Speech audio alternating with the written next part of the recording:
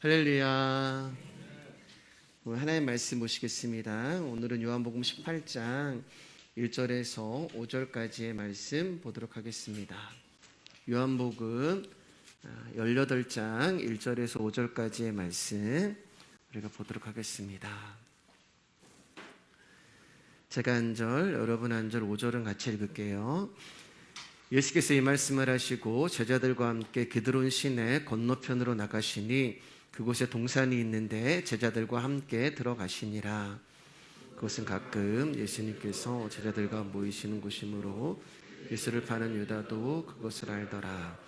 유다가 군대와 대제사장들과 바리새인들에게서 얻은 아랫사람들을 데리고 등과 횃불과 무기를 가지고 그리로 오는지라. 예수께서 그 당한 일을 다 아시고 나가 이르시되 너희가 누구를 찾느냐? 같이 읽을까요? 대답하되 나사렛 예수라 하거늘 이르시되 내가 그니라 하시니라. 그를 파는 유다도 그들과 함께 섰더라. 아멘. 오늘부터는 이제 요한복음 18장을 공부하도록 하겠습니다. 18장을 보면은 예수님이 이제 순환이 시작되는, 십자가 순환이 시작되는 그런 장이에요.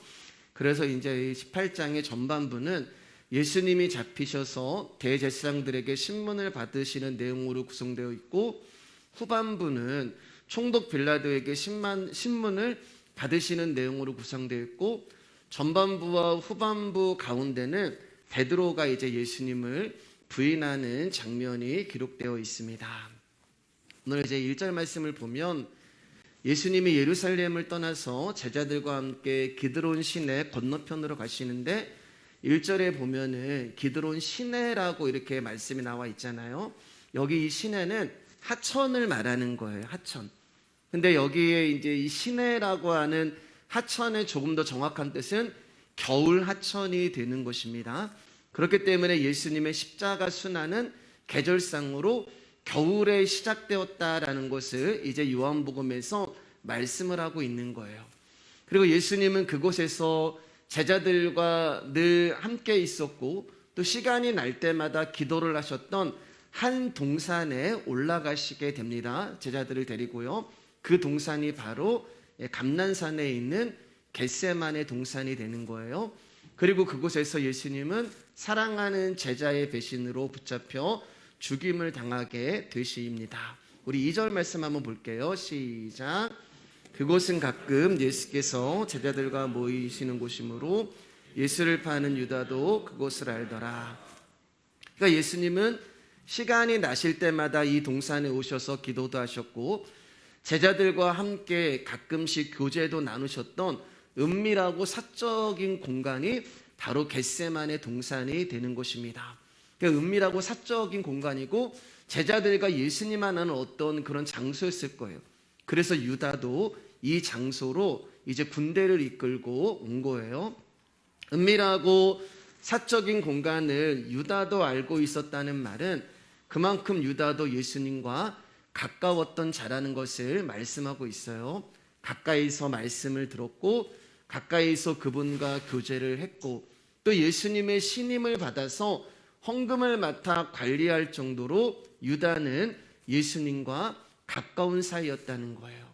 그런데 여러분, 그렇게 예수님과 가까운 사이였던 그가 예수 그리스도를 파는 것입니다. 예수를 모르는 사람이 예수를 파는 것이 아니라 예수님과 가깝고 예수님을 잘 알고 있는 사람이 예수를 파는 거예요. 우리가 이제 요한복음 17장 공부하면서 예수를 아는 것이 영생이다라는 말씀을 공부했잖아요. 그런데 이 안다라고 하는 그 뜻이 동침하다라는 뜻이라고 말씀을 드렸는데 이 알매는 두 가지 알미 있습니다. 예수를 지식적으로 아는 것과 진리로 아는 것이 있어요. 그런데 예수 그리스도를 지식으로 아는 것과 진리를 아는 것은 한 공동체와 조직과 그리고 사람과 사람 사이에서 반드시 대립을 하게 되어 있어요. 진리를 아는 사람과 지식으로 아는 사람은 반드시 부딪히게 되어 있고 반드시 대립을 하게 되어 있는데, 그러면 진리로 예수 그리스도를 아는 사람과 지식으로 예수 그리스도를 아는 사람이 싸우면 여러분 누가 이길까요? 지식으로 아는 사람이 이깁니다.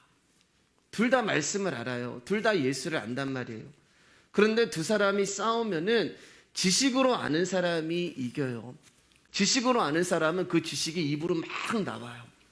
근데 진리로 아는 사람은 머리도 알고 마음으로도 아는데 분명히 알거든요. 그런데 이게 입으로 안 나와요. 그 말은 뭐냐면 설명을 하고 싶어도 설명을 할 수가 없어요.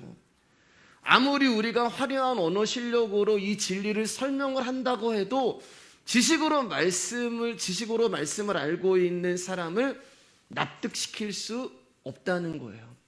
왜 여러분? 진리를 전한다는 것은 영적인 일이기 때문에 그렇습니다. 말씀이 들리는 것은 내가 무언가를 설명해서 되는 것이 아니라 그 존재가 그 사람 안으로 들어가야지만 그 말씀이 들리고 그 말씀이 믿어지기 때문에 그래요. 그래서 쉬운 말로 말이 안 통하는 거예요. 어느 날부터 늘 가깝게 지냈던 그분이 어느 날부터 나와 관점이 틀리게 되고 나와 생각이 틀리게 되고 나와 말이 틀리게 되는 거예요. 예전에 제 설교를 듣고 누군가가 이제 의문을 제기하면은 저는 어떻게 해서든 그 사람을 제가 알고 있는 진리로 지식으로 납득시키려고 애를 썼어요. 예. 목사님 설교 가운데 좀 이런 건 이렇지 않아요 라고 얘기하면은 거기에 대해서 제가 어떻게든 그 사람을 납득시키려고 애를 썼는데 지금은 누군가가 그렇게 저에게 질문을 하고 물어보면은 그냥 아무 말도 대답을 안 합니다. 입을 꾹 다물어요. 왜냐하면 제가 이것을 설명을 한들 그 사람을 납득시킬 수 없다는 것을 알기 때문에 그렇습니다. 예. 여러분 하나님 누구신지 여러분은 설명하실 수 있으세요? 여러분은 예수님이 누구이신지 설명하실 수 있으세요? 여러분은 성령님이 누구이신지 설명하실 수 있으세요? 잘 모를 때는 설명할 수 있어요. 내가 예수 그리스도를 잘 모르고 신앙생활을 이제 조금 어느 정도 했을 때는 그분을 설명할 수가 있지만 진짜 신앙생활을 알게 되고 진리가 무엇인지를 알게 되면 그분을 설명할 수가 없어요. 설명하면 설명할수록 저도 몰라요. 그리고 그분을 설명한다는 것 자체가 어떻게 보면 그분을 모욕하는 그런 행동일 수가 있어요. 왜냐하면 여러분 우리는 지음을 받은 피조물인데 피조물이 모든 지각에 뛰어나신 창조주 하나님을 어떻게 감히 설명할 수가 있어요? 스스로 존재하시는 하나님을 지음을 받은 우리가 어떻게 어쩌고 저쩌고 하나님은 이렇고 저렇고 설명을 할 수가 있어요. 그러니까 전에는 막 거품 물고 막 제가 막 설명을 했어요. 거품 물고 막 그 사람을 이기려고 했었고 거품 물고 내가 알고 있는 모든 성경의 66권의 지혜와 지식과 진리를 통해서 이 사람을 반드시 내 앞에 무릎 꿇게 하리라. 그런 이제 막 열심히 있었단 말입니다. 그런데 하나님을 알면 알수록 그게 아니라는 것을 알게 되는 거예요. 그래서 지금은 저와 논쟁하려고 하는 분들에게 그냥 이 꾹 다물고 저에게 주신 범위와 범주 안에서 그분이 깨닫게 하시고 알게 하시는 그 말씀만 전하는 거예요. 말씀만 전하는 거예요, 여러분. 논쟁하려는 것도 아니고 싸우려고 하는 것도 아니고 설명하는 것도 아니고 그냥 말씀만 전하는 거예요. 우리 디모데후서 4장 2절입니다. 시작. 너는 말씀을 전파하라. 때를 얻든지 못 얻든지 항상 힘쓰라. 범사의 오래 참음과 가르침으로 경책하며 경계하며 권하라. 이게 여러분 제가 해야 할 일이에요. 때를 얻든지 못 얻든지 말씀만 복음만 예수님만 전하는 것입니다. 나의 때가 아니라 그분이 정하신 때가 있다는 거예요. 그렇기 때문에 저와 여러분들은 그분이 하라는 것만 하면 되는 거예요. 말씀만 전해라 그러면 말씀만 전하면 되는 거예요. 그 다음 일은 제 일이 아니라니까요, 여러분. 그 다음 일은 살아있는 말씀이 좌우에 날쌘 검이 되어 분명 일하실 거예요. 여러분들을 찾아가서 여러분들의 귀를 뚫고 심장을 뚫고 그 말씀이 들어가서 여러분의 혼과 영과 및 관절과 골수를 찔러 쪼개며 또 우리의 마음과 뜻과 생각을 판단하는 역사가 일어날 것입니다. 안다는 것은 우리의 지식도 아니고 우리의 인식도 아니에요. 그냥 우리 안에서 그분의 존재와 나라는 존재가 연합이 되어지는 거예요. 그러니까 안다는 것은 여러분 같은 말을, 그러니까 이쪽에서도 나를 알고 이쪽에서도 나를 아는 거예요. 그러니까 쌍방이 한 점에서 만나는 것이 연합이고 알미 된다는 것입니다. 그러니까 안다는 것은 동일하다라는 것을 말씀하고 있는 거예요. 그런데 이 알미 쌍방에서 만나서 한 점에서 만나야 만들어지는데 한쪽만 오게 되면은 그게 바로 지식으로 아는 알미 되는 것입니다. 지식적인 알은 일방적인 알미예요. 그래서 마태복음 7장 보면은 많은 사람이 주여 이랬단 말이에요. 우리가 주의 이름으로 이러한 일을 했습니다. 그러니까 이쪽에서는 주님이 누구인지를 알아요. 주님이 어떻게 해야 기뻐하시고 주님이 무슨 일을 해야 좋아하시고 이쪽에서는 안단 말이에요. 그래서 주여라고 부르면서 우리가 주의 이름으로 이런 일을 했습니다 라고 이쪽에서는 아는데 이쪽에서는 하나님이 뭐라고 말씀하시냐면은 내가 도무지 너를 모른다 이렇게 얘기해요. 그럼 여러분 이것은 연합이 될 수가 없는 거예요.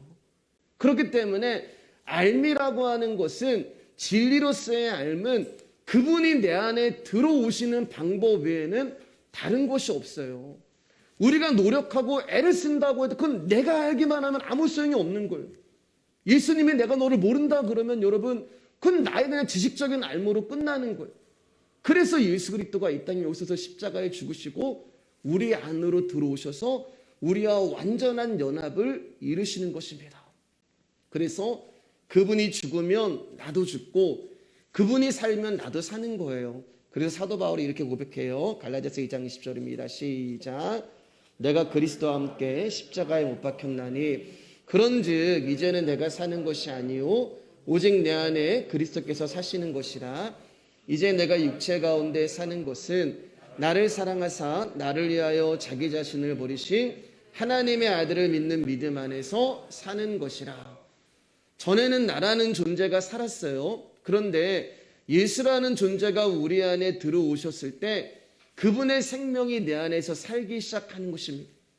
그때부터는 내가 사는 게 아니에요. 그래서 여러분의 인생 가운데 인생을 살면서 때로는 고민도 고통도 번민도 아픔도 이런 것들을 우리가 인생을 살면서 느끼잖아요. 그런데 반대쪽에서 그것을 이길 수 있고 초월할 수 있는 주님의 평안과 주님의 기쁨과 주님으로만 만족하는 것도 있다는 말이에요. 이게 같이 공존하면서 가는 거예요. 같이 그분의 영과 나라는 존재가 같이 내 안에서 만나서 같이 살아가는 것입니다. 그런데 지식적인 삶은 그저 하나님을 우리의 소욕을 이루어주는 도구로만 믿게 할 뿐이에요. 입술로는 주님이 나의 생명이라고 말을 하지만 실제로는 성경적 지식과 내용들을 가지고 그저 나의 꿈을 이루기 위한 도구로 하나님의 이름을, 예수님의 이름을 사용해 버리는 것입니다.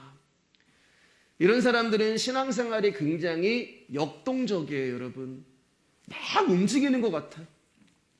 생명력이 있는 것 같고 뭔가 되어지는 것 같아요. 그러나 여러분 그 삶은 지식적인 삶이고 일방적인 삶이라고 말씀을 드렸습니다. 오래 가지 못해요. 그냥 일시적인 거예요.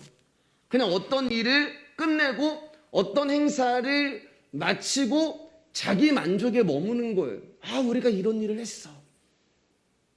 우리가 이런 행사를 끝냈어.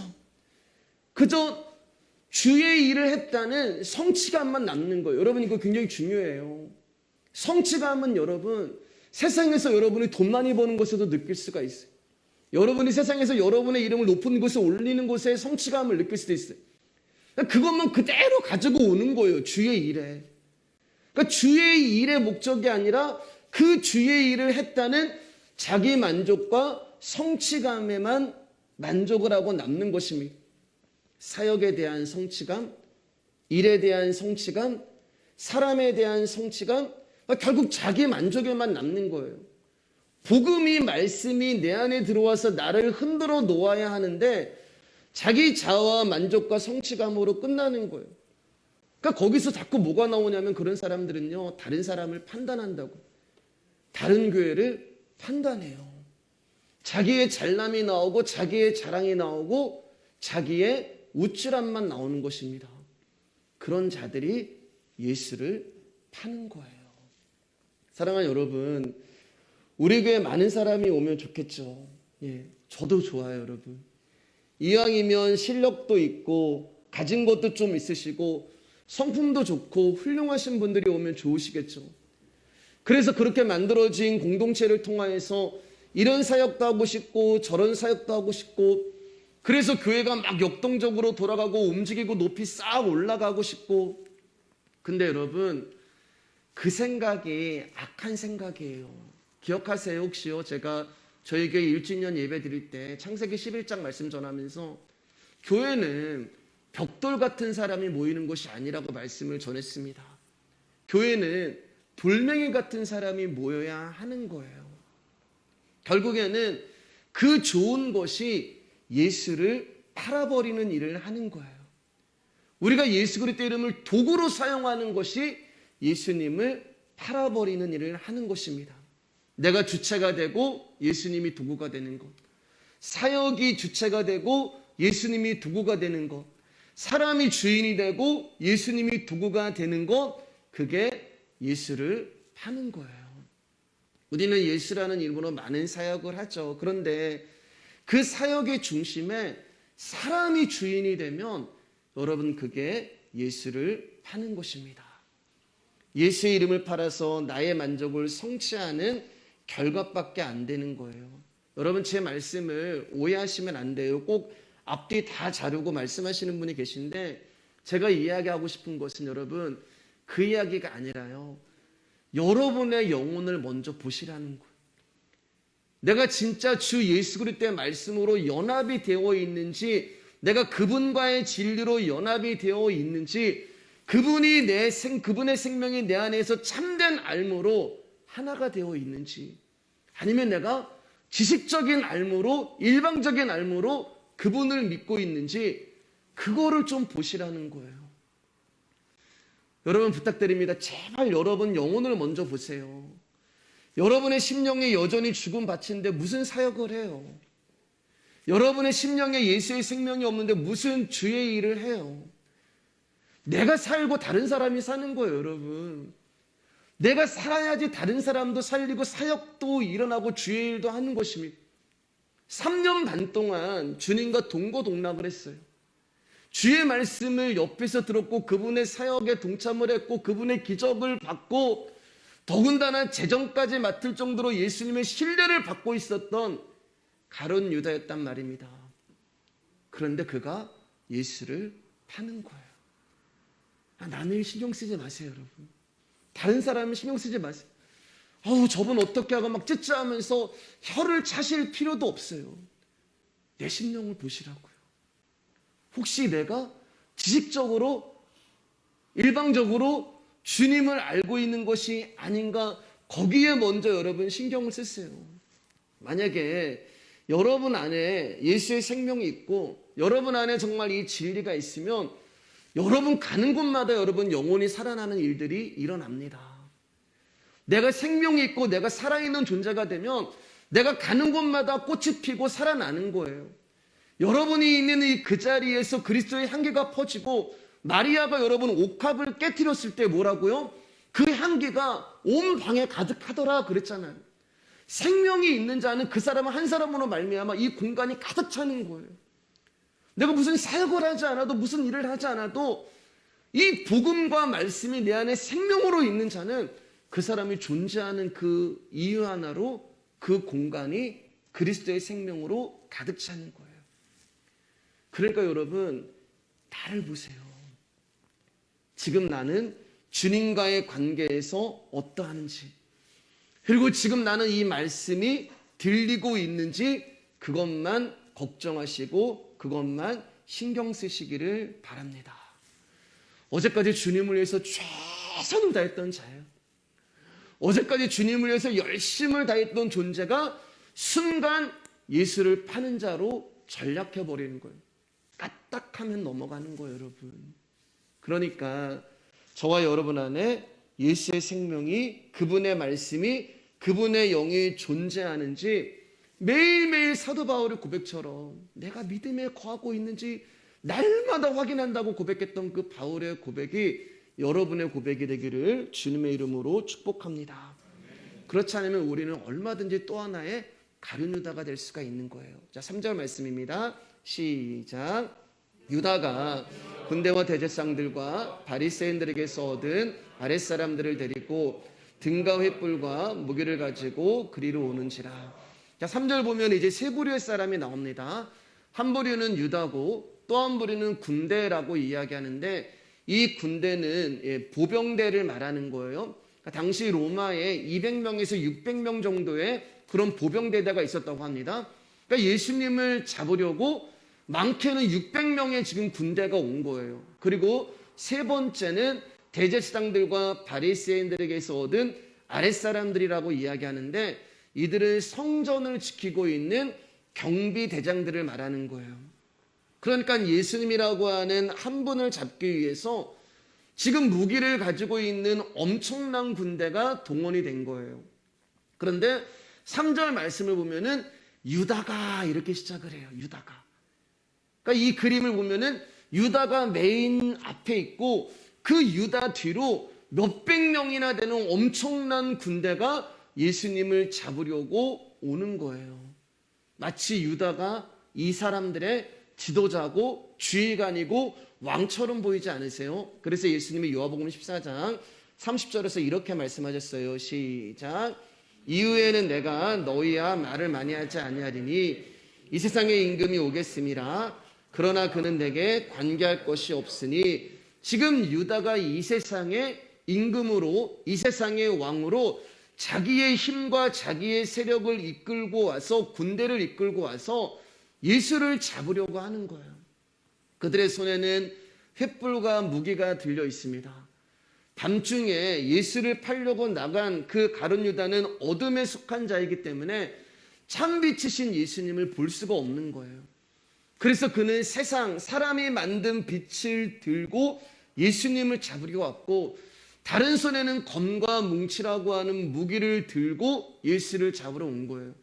성김의 왕이요 평화의 왕이신 예수님을 잡기 위해서 600명이 넘는 훨씬 많은 사람들이, 군대가 검과 무시무시한 무기를 들고 전쟁을 치르려고 지금 예수님을 잡으러 온 것입니다. 4절입니다. 시작. 예수께서 그 당한 일을 다 아시고 나아가 이르시되 너희가 누구를 찾느냐. 예수님이 지금 보면은 그 당한 일을 다 아신다라고 말씀을 하잖아요. 그렇기 때문에 예수님은 지금 자기의 눈앞에 펼쳐지는 이 상황에 조금도 당황하지 않으신 것입니다. 여러분 말씀 잘 들으셔야 돼요.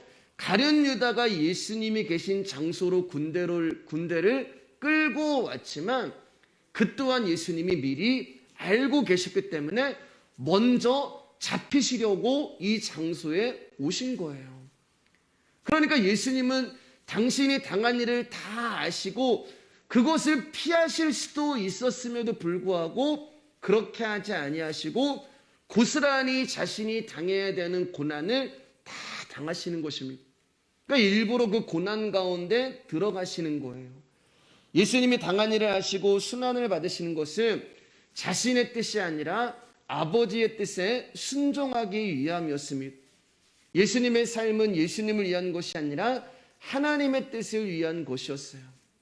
그래서 하나님의 뜻을 위하여 자신의 모든 짐을 내려놓으신 것입니다. 우리로서는 도저히 따라갈 수 없는 영성이 되는 거예요. 자신에게 당한 일을 미리 하시고 고난으로 들어가는 그 예수님의 삶은 여러분 우리가 흉내낼 수도 없는 삶입니다. 그런데 사람들은 우리가 예수의 삶을 살아야 한다고 이야기를 해요. 안 돼요, 여러분. 여러분 이런 삶을 여러분 살아내실 수가 있으세요? 만약에 여러분에게 일어나는 일을 미리 알 수 있다면 우리는 전부 나에게 유리한 쪽으로 선택을 할 거예요. 짐도 안 질 것이고 고난도 안 당할 것이고, 설령 그게 하나님의 뜻이라고 해도 이 핑계 대고 저 핑계 대고 이렇게 저렇게 하면서 그것을 다 빠져나갈 거예요.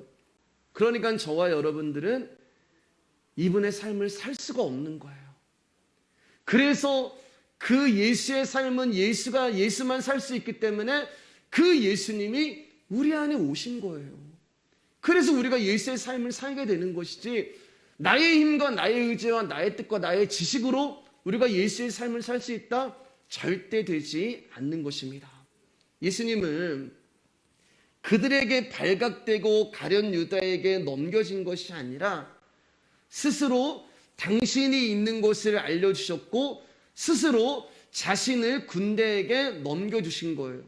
그러니까 여러분, 그게 굉장히 중요해요. 이 말은 무슨 말이냐면은, 세상에 어떤 군대가 오고 힘 있는 자가 온다 하여도 예수님이 당신 스스로를 허락하지 않으면 그 존재들은 예수님께 손가락 하나 될 수 없다는 말이에요. 인간의 힘이 대단하고 예수님이 연약하다는 말이 아니라, 예수님이 십자가에 달려 죽으시지 않으면 우리를 구원하실 수 없기 때문에 스스로 연약해지신 거예요. 여기 은혜가 되지 않으세요, 여러분? 그분이 스스로 잡히신 거예요. 십자가라는 방법이 아닌 곳에는 저와 여러분들을 도저히 구원할 수 없기 때문에 그분이 십자가에 죽으시려고 사람들에게 잡히시고 사람들에게 끌려가시는 것입니다. 자, 그래서 이제 모든 것을 다 아시는 예수님이 그들에게 너희가 누구를 찾느냐 이렇게 물어보죠. 그러니까 5절에서 그 사람들이 이렇게 대답합니다. 시작. 대답하되 나세렛 예수라고는 이르시되 내가 그니라 하시니라. 그를 파는 유다도 그들과 함께 섰더라. 3년 반 동안 누구보다도 예수님과 가까웠고 예수님과 친했고 예수님이 신뢰해서 재정까지 맡겼던 가룟 유다가 지금 예수님 편에 섰는 것이 아니라 그를 파는 유다도 그들과 함께 섰다라고 말하고 있습니다. 세상적인 눈으로 보면 굉장히 줄을 잘 선 거죠. 힘없고 나약하고 연약하고 그런 예수 편에 있는 것이 아니라 지금 세상의 권력이라고 하는 힘이라는 그쪽 편에 지금 유다가 서 있는 거예요. 줄을 참 잘 선 겁니다. 그러나 사랑하는 여러분, 그 자리는 예수를 파는 자리가 되는 거예요. 절대 여러분 그 자리로 가시면 안 돼요. 아무리 세상에 영광이 주어지고 물질이 주어지고 힘이 주어진다 해도 여러분 절대 거기 서 계시면 안 돼요. 왜냐하면 그 자리는 사망의 자리요 멸망의 자리이기 때문에 그렇습니다. 자, 6절입니다. 시작. 예수께서 그들에게 내가 그니라 하실 때 그들이 물러가서 땅에 엎드러지니라. 예수님이 내가 그니라 라고 말씀하셨는데 놀라운 일이 일어납니다. 예수님을 잡으러 온 힘 있는 자들이 내가 그니라 라고 하는 그 말씀의 권능 앞에 나가서 꼬꾸라지는 거예요. 땅에 엎드러지는 일이 생긴 거예요. 현실은 예수님이 잡혀가고 끌려가는 상황인데 예수님을 잡으러 온 사람들이 꼬꾸라지는 거예요. 내가 그니라라고 하는 그 말씀 앞에 세상의 권력이 하나님이신 그분 앞에 무릎을 꿇고 굴복을 당하는 일이 일어난 것입니다. 보이는 세계와 진리의 세계가 극명하게 지금 대조가 보여지는 그런 장면이 되는 거예요. 그래서 제가 예수님 잡히시는 것이 스스로 당신을 허락하신 것이라고 말씀을 드린 거예요. 그들은 예수님을 잡으러 왔지만 꼬꾸라졌고 주님은 잡혀가셨지만 당당하셨고, 그러니까 이 그림은 지금 예수님을 잡으러 온 사람들이 예수님의 임재와 위엄 앞에 겁을 먹은 것이고 오히려 잡혀가는 예수님이 당당하십니다. 이제 예수님이 이렇게 말씀하세요. 7절 8절입니다. 시작. 이에 다시 누구를 찾느냐고 물으신데 그들이 말하되 나세렛 예수라 하거늘 예수께서 대답하시되 너희에게 내가 그일이 하였으나 나를 찾거든 이 사람들이 가는 곳은 용납하라. 다시 반복이 되죠. 누구를 찾느냐? 그리스도를 찾다. 내가 바로 그다라고 말씀을 하세요. 그러면서 예수님이 8절에서 뭐라고 얘기하냐면은 나를 찾았으니까 너희가 찾는 존재가 나니까 내 제자들은 그냥 보내줘라 이렇게 부탁이 아니에요. 명령을 하시는 거예요. 그러니까 예수님을 잡으러 왔던 사람들은 내가 그니라라고 하는 말씀 앞에 지금 막 꼬꾸라진 거잖아요. 그러니까 두렵고 떨리는 상황이에요. 그러니까 내 제자들은 보내줘라. 그 명령 앞에 순종을 하게 됩니다. 그리고 이 예수님의 제자들을 체포하지 않아요. 그러니까 제자들이 예수님을 버리고 도망을 간 것이 아니라 오히려 예수님이 제자들을 안전하게 보내준 거예요. 그러면서 예수님이 이제 9절에서 이렇게 말씀하십니다. 시작. 이내 아버지께서 내게 주신 자 중에서 하나도 잃지 아니하였사옵나이다 하신 말씀을 응하게 하려 함이라. 잘 들어보셔야 돼요, 여러분. 지금 예수님이 제자들을 안전하게 보내주고 나서 이제 이 말씀을 하셨단 말이에요. 내게 주신 자 중에서 하나도 잃지 아니하였사옵나이다. 그리고 그 말씀을 응하게 하셨다라고 이야기를 하는데, 여러분, 제자들을 안전하게 보내준 것이 지금 하나님의 말씀을 응하게 하신 게 아니에요. 그 말씀을 응하게 하시려고 제자들을 안전하게 보내준 거예요. 헷갈리시죠? 근데 무슨 말인가? 제자들이 죽으면 안 된단 말이에요. 제자들이 지금 잡히면 안 되고 제자들이 체포되면 안 돼요. 제자들이 지금 죽으면 이 말씀이 이루어지지 않는 거예요. 그러니까 예수님이 내게 주신 자 중에 하나도 잃지 않는다는 말은 제자들의 어떤 육적인 생명을 보존하는 것이 아니라 영적인 생명을 보존하는 것을 말하는데, 그들 가운데 영적인 생명이 일어나기 위해서는 그들이 살아있어야 돼요. 예수님이 십자가에 죽으시고 그분의 영이 그 제자들 안으로 들어가는 그 일이 일어나야 되는데, 그 전에 제자들이 죽어버리면 이 말씀이 응하지 않는단 말입니다. 그래서 예수님이 제자들을 안전하게 보내시고, 그리고 당신이 십자가에 죽으신 후에 당신의 생명이 그들 안에 들어감으로 말미암아 이제 그들의 영적인 생명이 보존이 되는 거예요. 그래서 내게 주신 자 중 안에서 하나도 잃지 않는다고 하는 그 말이 응하게 되는 것입니다. 그러니까 지금 잡히거나 죽으면 안 되는 거예요. 그러니까 여러분, 신기하지 않으세요? 지금 제자들이 잡혀갈 수도 있단 말입니다. 그런데 이 말씀 때문에 제자들이 잡혀가지 않는 거예요. 그러니까 여러분, 잘 보세요. 여러분과 저의 인생은 그분의 언약 가운데 있는 거예요. 믿으시면 아멘. 그분의 언약 가운데 있는 거예요. 이 말씀 때문에 제자들이 안 잡혀갔다니까요. 우리의 인생은 그분의 언약과 약속과 섭리 가운데 있는 거예요. 그래서 저와 여러분들의 죽고 사는 것도 그분 앞에 달려있는 것입니다. 여러분들이 죽고 싶다고 죽는 것도 아니고, 여러분이 살고 싶다고 사는 것도 아니라 그분이 정해준 길로 우리의 인생이 가게 되어 있는 거예요. 창세기 25장 7절 보면은 아브라함이 세상을 떠날 때 정확하게 그 나이를 기록한단 말입니다. 뭐라고 말씀하시냐면은 아브라함이 세상을 떠날 때 아브라함의 향년이 175세라. 성경은 보면은 그 성경의 인물들이 죽을 때 그 죽은 나이를 딱 기록을 해요. 왜요, 여러분? 하나님이 우리의 이 땅에서 살아가는 연수 또한 정해놓으셨단 말이에요. 너는 이 땅에서 몇 살까지 살아라. 너는 이 땅에서 몇 살까지 살아라.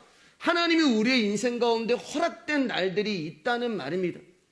이미 저와 여러분들이 이 땅에 태어날 때 태어나는 일과 죽는 일까지 그분이 다 정해놓으신 거예요.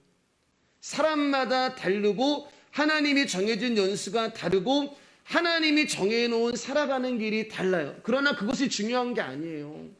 중요한 것은 내가 지금 하나님이 정해준 길로 가고 있느냐, 그리고 내가 나중에 하나님 앞에 섰을 때 내가 들어갈 본향이 있느냐, 이게 중요한 거예요.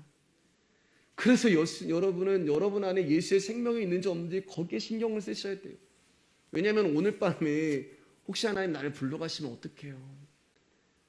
우리의 인생에 하나님의 그 말씀 가운데 언약 가운데 다 있는 거예요. 우리 인생에 그분의 때가 있는 거예요. 주님이 우리를 멀리 보내실 때도 있고, 주님이 우리를 붙잡으실 때도 있어요. 주님이 우리를 일어서지 못하게 하실 때도 있지만 일어나서 뛰게 하실 때도 있어요. 우리의 재물을 거두어 가실 때도 있지만 우리에게 풍성하게 부어주실 때도 있습니다. 전도서 1장 1절이에요. 시작. 범사의 기한이 있고 천하만사가 다 때가 있나니. 여러분, 내일 일을 모르시잖아요. 내일 일은커녕 잠시 후에 내 인생 가운데 일어날 일도 몰라요. 어떤 일이 일어날지, 어떤 사람을 만날지 몰라요. 말씀에는 범사의 기한이 있고 천하만사가 다 때가 있다고 이야기를 하는데 우리는 그때를 몰라요. 그때를 맞출 수도 없고 그때가 무엇인지도 몰라요. 제가 늘 굉장히 자주 드리는 말씀이지만 내 인생인데 내가 몰라요, 여러분. 이거 참 아이러니하지 않으세요, 여러분? 내 인생인데 내가 몰라요. 이거 진짜 이상하잖아요. 내 인생인데 내 마음대로 되지 않아요. 내 인생인데 내 마음대로 할 수 있는 것도 없어요. 그러니까 내 인생이 아니라는 말이에요. 그것은 내 인생인데 내 뜻대로 안 되고 내 인생인데 내 마음대로 안 된다는 것은 내 인생이 아니라 누군가가 내 인생의 주인이라는 말입니다. 그 주인이 하나님이시잖아요. 그래서 그분의 계획과 그분의 섭리와 그분의 작정과 그분의 인도하심과 그분의 이끄심에 따라 우리의 인생이 가는 거예요. 제자들이 잡히고 싶어도 그분이 허락하지 않으시면 잡히지 않는 것입니다. 그렇기 때문에 여러분, 저와 여러분들은 기다리는 거예요. 그리고 받아들이는 것. 이게 최고의 영성이에요, 여러분. 하나님은 우리가 어떤 존재인지를 구덩이에서 보게 하시고 노예에서 나를 깨트리시고 감옥에서 나를 박살을 내시고 결국 하나님의 나라는 존재를 죽여버리시고 내 안에서 승리를 하시는 거예요.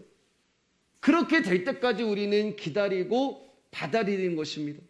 나의 할 수 없음을 인정하고 나라는 존재를 부정하며 나를 긍휼히 여기시는 그분의 손길에 나를 던지는 거예요. 주님, 나를 이리 굴리면 내가 이리 굴러가고 저리 굴리면 저리 굴러가고. 여러분, 군대에서 다 그렇게 사셨잖아요. 내 인생 주님의 것이니 주님이 내 인생 이렇게 쓰시면 이렇게 쓰시고 저렇게 쓰시면 저렇게 쓰시고 당신께 나를 의탁하는 거예요. 근데 우리가 이거 쉽지 않단 말입니다. 끊임없이 나라는 존재가 아직 힘이 있으니까 내가 할 수 있다고 여기는 거예요. 내 인생인데, 내 건데. 그러니까 하나님이 오셔서 우리를 박살을 내시는 거예요. 밑바닥까지. 비로소 궁핍해진 그 자리에 내가 가보니까 더 이상 내려갈 곳이 없는 그곳이 가보니까 그때 아버지가 생각이 나는 거예요. 그때부터 하나님 우리를 올리시는 것입니다. 자, 다시 본문으로 와볼게요. 이제 말씀 조금씩 정리할게요. 예수님이 죽으면 제자들의 야망도 꿈도 물거품이 되는 거예요. 그래서 예수님이 위태로운 지경에 이르자 무엇을 제자들은 어떻게 할지 몰랐는데 예수님이 내가 그니라 라는 말 한마디에 예수님을 잡으러 왔던 사람들이 꼬꾸라지는 것을 보자마자 베드로가 갑자기 돌발 행동을 합니다. 자, 10절 11절이에요. 시작. 이에 시몬 베드로가 칼을 가졌는데 그것을 빼어 대제사장제에 종을 쳐서 오른편 귀를 베어버리니 그 종의 이름은 말고라. 예수께서 베드로더러 이르시되 칼을 칼집에 꽂으라. 아버지께서 주신 잔을 내가 마시지 아니하겠느냐 하시니라. 무기를 들고 예수님을 잡으려고 온 자의 귀를 자신이 차고 있던 칼을 꺼내어 베드로가 베어버립니다. 그 행동을 한 베드로를 향하여서 예수님이 뭐라고 말씀하시냐면 오늘 말씀의 제목인데요. 칼을 칼집에 꽂으라 이렇게 말씀하세요. 그러면서 아버지께서 주시는 잔을 내가 마시지 아니하겠느냐라고 말씀하고 계세요. 이 말은 아버지가 나에게 주시는 잔이기 때문에 나는 마셔야 한다라고 얘기하는 거예요. 내가 십자가에 죽어야지만 너희들의 죄를 구원할 수 있기 때문에 나는 십자가에 죽어야 한다라는 아버지의 뜻에 순종하는 예수님의 뜻이 담겨 있는 거예요.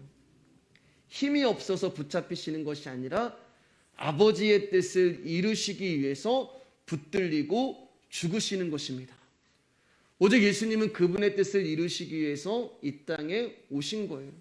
얼마든지 위기를 피하실 수 있고 얼마든지 당신의 능력으로 물리칠 수 있지만 잠잠히 붙잡히시는 모습에서 아버지의 뜻을 이루어 산다는 것을 우리 가운데 보여주는 거예요.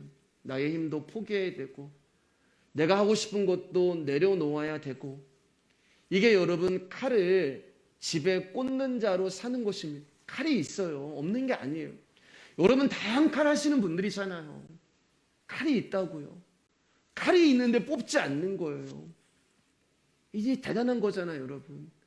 예수님을 여러분 얼마든지 말씀 한마디로만 꼬꾸라지고 얼마든지 말씀 한마디로 거기 있는 사람들을 다 풍지박살 낼 수 있는데 칼을 뽑지 않으시는 거예요. 그러니까 정말 예수의 삶은 진짜 어려운 거예요, 여러분. 칼이 있는데도 휘둘르지 못하는 거. 그러니까 나의 힘으로 될 수 없는 거예요, 여러분. 그것을 알지 못하는 베드로가 칼을 뽑는 것입니다. 자기가 예수님을 지킬 수 있다고 생각을 한 거예요. 예수님이 붙들려 가는 것을 자기가 막을 수 있다고 생각한 거예요. 이게 뭐예요, 여러분? 베드로가요, 아직 힘이 있는 거예요. 다시 말씀드리면 아직 자기라는 존재가 죽지 않은 것입니다.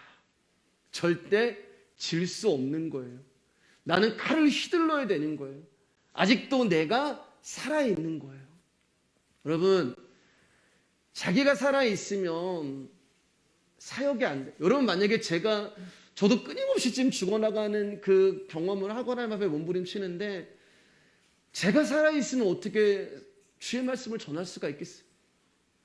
여러분, 자기가 살면은 사역을 할 수가 없어요.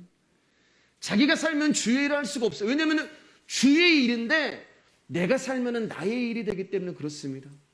그래서 하나님이 힘을 빼시는 거예요. 베드로의 힘을 빼시죠. 21장 요한복음 18절 말씀이에요. 시작.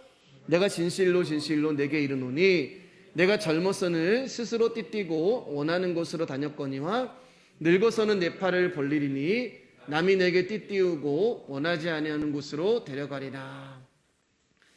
젊었을 때는 스스로 생각하고 계획을 세우고 결정을 해요. 이룰 수 있을 것 같았고 될 수 있을 것 같았어요. 이렇게 하면은 성공할 수 있을 것 같았고 저렇게 하면은 목표에 도달할 수 있을 것 같았어요. 그러셨죠, 여러분? 네, 아니신가요? 네, 소시적에 다 그러셨잖아요. 자신이 있었어요. 베드로는 자신이 있었어요, 여러분. 누구보다 자신은 예수님의 수제자였고 예수님께 인정을 받았어요. 이대로만 가면은 자신의 인생은 성공하고 잘 될 것이라고 생각을 했어요. 그런데 예수님을 3번 부인하고 자신의 인생 가운데 가장 어두운 밤을 보내게 되죠. 그때 고향으로 돌아와서 물고기를 잡고 있는 베드로, 사역에도 실패하고 삶에도 실패한 베드로 가운데 예수님이 찾아오셔서 하신 말씀이에요. 베드로야, 내가 젊었을 때는 내 혼자 힘으로 옷도 입고 내가 원하는 곳으로 갔지만 내가 나이가 들게 되면 내가 팔을 벌리겠고 다른 사람이 내게 옷을 입힐 것이며 다른 사람이 내가 원하지 않는 곳으로 너를 데려갈 것이다. 힘이 빠지지 않은 베드로였다면, 아직도 자기가 살아있는 베드로였다면 무슨 말씀이세요, 주님? 저는 아직도 힘이 있어요. 저는 아직도 뭔가를 할 수 있어요. 내가 세운 계획과 목적을 가지고 주님의 일을 할 수 있다고요. 그런데 베드로는 이 말씀에 순종해요. 무슨 말이에요, 여러분? 힘이 빠진 거예요. 힘이 없는 거예요. 자기라는 존재가 닭이 울 때 완전히 박살이 난 그 후로 베드로는 무너져 버린 것입니다. 삶에서도 무너지고 사역에서도 무너지고, 이제는 전에는 무언가를 할 수 있다고 생각했는데 그런 생각도 없고 마음도 없고 힘도 없는 거예요. 그때 진짜 사람을 낚는 어부가 되는 것입니다. 내 힘으로 하는 게 아니기 때문에 그래요. 모세는 태어나면서부터 자기 마음대로 된 게 하나도 없었잖아요. 40살에 바로의 공주의 아들에서 쫓겨나서 광야에서 40년을 사는데 40년 동안 처가살이를 한다고요. 40년 동안 애굽에서 배웠던 학문과 무술과 의술과 40년 동안 그 세상의 지혜라는 것들을 다 배웠는데, 그가 40년의 인생을 광야에서 처가살이하면서 그 모든 것들이 다 날아가 버리는 거예요. 내가 지금까지 공부하고 했던 이거 가지고 내가 한번 성공해 볼래? 근데 그의 인생의 후반부는 정말 모든 것이 다 날아가는 거예요. 세상에서 지식과 계획과 힘이 비워지고 털려지고 동족을 구할 수 있을 것 같았고 무언가를 이룰 것 같았던 그의 강함이 다 사라져 버립니다. 그리고 모세가 시편에서 그렇게 고백하잖아요. 사람의 연수가 70이요 80이다. 그리고 그가 고백했던 그 연수의 80, 이제 죽음에 이르는 그때 그가 쓰임을 받는 거예요. 무슨 말이에요, 여러분? 힘이 다 빠진 상태, 아무것도 아닌 상태, 죽음을 기다려야 할 나이는 여든에 하나님의 부름을 받아 광야에서 죽도록 고생하고 가나안 땅에 들어가지도 못하고 광야에서 죽습니다. 똑같이 말씀하시는 거예요. 모세야, 내가 젊었을 때는 내 혼자 힘으로 옷도 입고 내가 원하는 곳으로 갔지만 나이가 들게 되면 내가 팔을 벌리겠고 다른 사람이 내게 옷을 입힐 것이며 다른 사람이 내가 원하지 않는 곳으로 너를 데려가리라. 그리고 사랑하는 여러분, 이 예수 그리스도의 말씀은 오늘 또 다른 베드로인 저와 여러분에게, 또 다른 모세인 저와 여러분에게 예수님이 동일하게 말씀하시는 것입니다. 내가 원하는 곳에 있든 원하지 않는 곳에 있든 그게 중요한 게 아니에요, 여러분. 중요한 것은 그분이 나를 끌고 가시는 것이 중요한 거예요. 그 손이 나를 그리스도 안으로 끌고 가시는 것이 중요한 거예요. 그리스도 안이 어디냐면 하나님 나라잖아요. 근데 하나님 나라는 우리가 살아서 못 가요, 여러분. 죽어야 가는 나라예요. 그래서 하나님이 우리를 그 나라에 들어가게 하시기 위하여 우리의 힘을 빼시는 거예요. 우리 가운데 이 숟가락 들을 만한 힘만 있어도 우리는 안 끌려가고 버텼을 것입니다. 근데 하나님이 그 힘까지 다 빼버리시는 거예요. 내 환도뼈가 부러져 버리니까 내 앞에 있는 분을 붙잡게 되는 거예요. 안 부러졌으면 안 붙잡겠죠. 힘이 있으니까. 절뚝발이가 되고 비록 지팡이를 의지하는 다 늙은 할아버지의 거지 같은 모습일지라도 주님이 그를 이끄시면 그게 영광이 되는 것입니다. 그분이 끌고 가시면 끌려가시면 돼요. 그분이 우리를 주님의 나라로 저와 여러분들을 끌고 가시는 것입니다. 나에게 일어나는 일들, 찾아오는 일들이 그분이 나에게 행하시는 것으로 받아들이면서 점점 나의 힘이 빠지고 사라지면서 나의 강함이, 나의 거침이, 나의 급함이, 나의 분노가 사라지는 거예요. 그러면 여러분, 우리는 그렇기 때문에 저와 여러분들은 누구에게 대해서 선입견을 가지면 안 돼요, 여러분. 제가 부탁드리는데요. 과거에 내가 알던 그 사람으로 현재로 끌고 와서 그 사람에 대해서 선입견으로 가지면 안 돼요. 우리는 점점 가면서 예수를 닮아가요. 점점 가면서 나라는 존재가 힘이 빠지고 독이 빠지고 급함이 빠지고 거침이 빠지고 강함이 빠지고, 그렇기 때문에 그 사람은 누구, 이런 선입견을 사람을 볼 때 절대 가지시면 안 됩니다. 그러다 보면 우리가 점점 하나님 나라 가는 거예요. 여러분, 말씀을 마치겠습니다. 사람들은 다 칼을 소유하고 싶어 해요. 그리고 사람들은 다 그 칼로서 자신을 보호하며 그 힘을 과시하고자 합니다. 그런데 예수님 우리 가운데 말씀하시는 거예요. 칼을 칼집에 꽂으라. 칼이 있을 때 칼을 휘두르는 자로 살아가지 않는 것이 예수 그리스도를 진리로 아는 사람인 것입니다. 왜냐하면 칼이 힘이 아니거든요. 그렇잖아요, 여러분. 내가 예수님이 누구인지 아는 사람은 이 칼이 힘이라는 것을, 힘이 아니라는 것을 아는 거예요. 그렇기 때문에 뺄 일이 없고 휘두를 일이 없는 것입니다. 베드로는 눈앞에 있는 문제를 칼로 해결하라고 했어요. 그 베드로에게 예수님 말씀하시는 거예요. 칼을 칼집에 꽂으라. 사랑하는 여러분, 다 한 칼이 있으시죠? 그러나 그 칼 뽑지 마시고 칼이 있지만 칼이 없는 자로 사시길 주님의 이름으로 축복합니다. 이것이 십자가에서 우리를 향한 예수 그리스도의 뜻입니다.